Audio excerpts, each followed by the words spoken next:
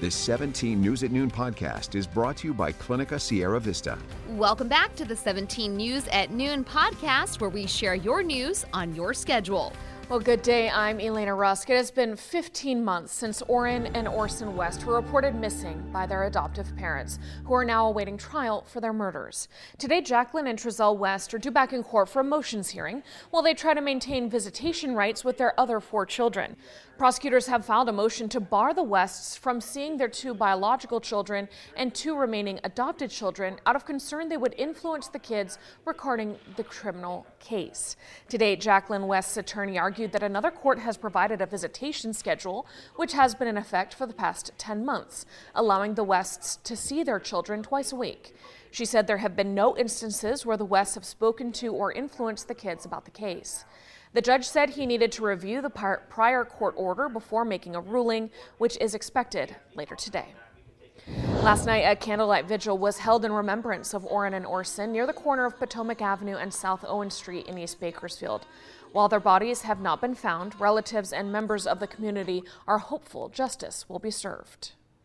We're happy that they're behind bars. They can't hurt nobody, no other kids and nothing like that. So we're just gonna wait for the trial to see if anybody, comes forward and maybe one of the 50 people that came forward, in the indictment knows exactly what the boys are. Another vigil was held yesterday at the Casa Loma Apartments in Bakersfield, where Trezell and Jacqueline West used to live. All right, in your 17 Court Watch, the suspect in the grisly murder of a woman in Ridgecrest has been found competent to stand trial. Daniel Gunnarsson was arrested in May last year after court documents show he was found with the body of 21-year-old Catherine Pham in an RV garage at his stepfather's home on Skylark Avenue. Friends told investigators Gunnarsson allegedly was upset Pham didn't reciprocate his feelings for her. Prosecutors charged him with first-degree murder and mutilation of a corpse, but in August he was found incompetent to stand trial and was sent to a state hospital for treatment. As he has now been found competent in court, the criminal trial will now move forward. And jury selection is set to begin tomorrow in the trial of Matthew Queen, accused of torturing and killing a man in what has become known as the Bakersfield 3 case. Jury selection in his trial is expected to last 2 weeks. The trial itself expected to take roughly 45 days. Queen is also charged with multiple firearm, kidnapping, and threat offenses stemming from other incidents. Queen and ex-girlfriend Bailey Despot are accused of torturing and killing Michael Holsenbake. Despot, Holsenbake, and a third person, James Kolstad, were acquaintances dubbed the Bakersfield 3 after being killed or going missing within months of each other in 2018. And a Bakersfield man faces up to 40 years in prison for receiving child pornography. According to the U.S. Attorney's Office, 64-year-old John Perry pleaded guilty yesterday to receiving material involving the sexual exploitation of minors. Court documents show Perry received child porn on a cell phone in February 2020, and that Perry has also had a previous conviction for rape of a child in Washington state. He is due in court for sentencing June 27th. The minimum penalty, 15 years in prison. The max is 40 years and a $250,000 fine. Hello, this is Tim Callahan with Clinica Sierra Vista, and we're excited to unveil the Community Health Center of the Future, our comprehensive care center.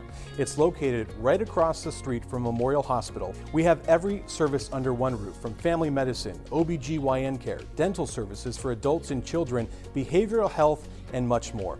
So find your way to better care at Clinica Sierra Vista this year at our comprehensive care center. Visit our website, clinicasierravista.org, for the latest on this project. We'll see you soon.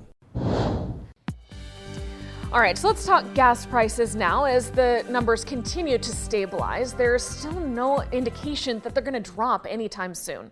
So let's take a look at the numbers. AAA says the national average for a gallon of regular unleaded is now $4.24. California, the most expensive state, our average is $5.86. Here in Kern County, the average is $5.80 today.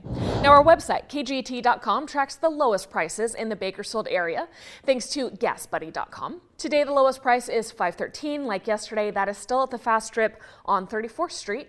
Those prices do change often, so check for the lowest price at a station near you on our website, kget.com. It's all there under the traffic tab.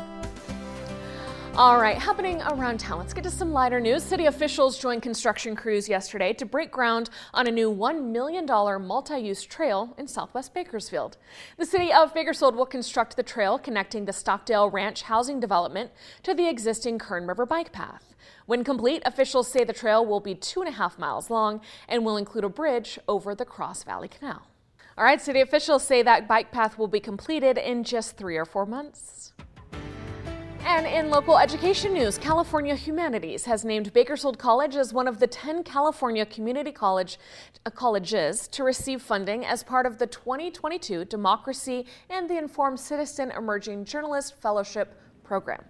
Now, it's a statewide initiative that's designed to support and amplify student journalists' voices and perspectives who are enrolled in California community colleges.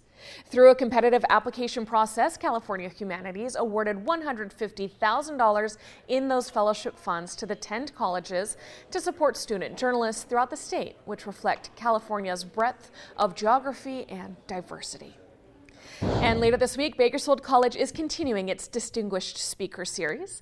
Erica L. Sanchez will speak to students virtually on Thursday at 10 and again at 2. She is a poet, feminist, and author of the New York Times best-selling novel, I Am Not Your Perfect Mexican Daughter, which was a finalist for the National Book Award. To register or to learn more, you can visit bakersfieldcollege.edu. And happening today, Latinas in our community are invited to attend a panel this evening to hear from local women who are trying to drive change here in Kern County. The Kern County Hispanic Chamber of Commerce is hosting this discussion. The Latina Leaders panel will have local businesses and community leaders speak about overcoming challenges, embracing empowerment, and finding the secrets to business collaboration. The panel starts at 6 tonight, and you can register for the event on our website, kget.com. And then looking ahead to tomorrow, KGET once again teaming up with the Golden Empire Gleaners for a needed food drive. It's happening from 5 a.m. to 5 p.m. right outside our studios at Compassion Corner. That's 22nd and L Streets here downtown. We are asking the community to bring non-perishable food items to help replenish the shelves at the food bank, which helps feed those in need around Kern County. And then looking ahead to next week, well, First Lady Jill Biden coming to Bakersfield as her final stop on a 3-city tour. Dr. Biden will arrive in Bakersfield at Meadows Field at 8 a.m. on Monday, and then she'll be giving remarks at Villa La Paz in Keene during the U.S. Citizenship and Immigration Services naturalization ceremony in observance of Cesar Chavez Day at 10 a.m. All right, and now to some headlines making news around the state. Thousands of Southern and Central California grocery workers have started voting on whether to authorize their union to call a strike. About 47,000 workers at more than 500 Ralph's, Albertsons, Vons, and Pavilion stores are eligible to vote, and results are expected to be released on Sunday. This is video from a strike in 2003 when nearly 70,000 Southern California grocery workers walked off the job. That lockout lasted more than 4 months. The new possible strike would involve grocery clerks, meat cutters, pharmacists, and pharmacy technicians represented by the United Food and Commercial Workers. Negotiations ended without agreement before the latest 3-year contracts expired this month. And this morning, Disney employees walked off the job to protest the company's response to Florida's controversial Don't Say Gay law. If signed into law, the Parental Rights in Education bill would ban classroom instruction on sexual orientation or gender identity in kindergarten through 3rd grade. Critics say it reverses decades of progress in LGBTQ rights. The Disney workers across the nation say their anger is directed at CEO Bob Chapek, saying he didn't do enough to publicly oppose the bill before it passed. In an employee town hall yesterday, the company promised a listening tour, a task force, and efforts to oppose similar legislation in other states. Chapek said in a statement to employees, quote, I truly believe we are an indefinitely better and stronger company because of our LGBTQ plus community. I missed the mark in this case, but am an ally you can all count on, and I will be an outspoken champion for the protections, visibility, and opportunity you deserve. The 17 News at Noon podcast is a production of KGET and Nexstar Media Group. For more on all of the headlines in today's show, head to kget.com.